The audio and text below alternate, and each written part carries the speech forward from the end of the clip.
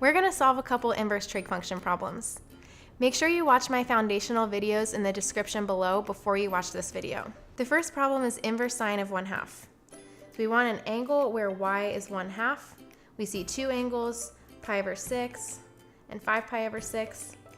But sine is restricted from negative pi over 2 to pi over 2 when we're doing inverses, so it can only be pi over 6. It might help to think of it in terms of degrees. It can only go from negative 90 degrees to 90 degrees. And this angle is 30 degrees. And that angle is 150 degrees. 30 degrees fits in the interval from negative 90 to 90, but 150 is too big. So this is the only one that works. Arc sine of negative 1/2. Arc sine is the same exact thing as inverse sine, so don't let that confuse you. We need an angle where y is negative 1/2. It's a little bit harder than positive 1/2. It's going to be these two, which look like they're 7 pi over 6 and 11 pi over 6. But when we think of it in terms of degrees, this is 210 degrees and this is 330 degrees.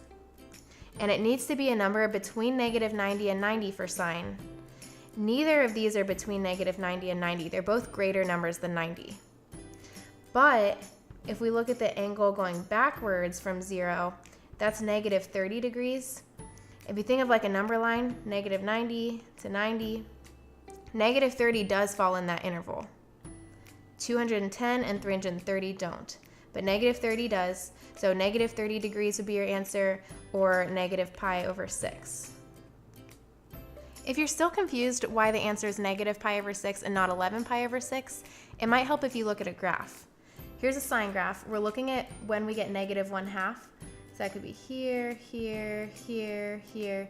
But we restrict the domain from negative pi over 2 to pi over 2. So this can be our only answer, which is negative pi over 6.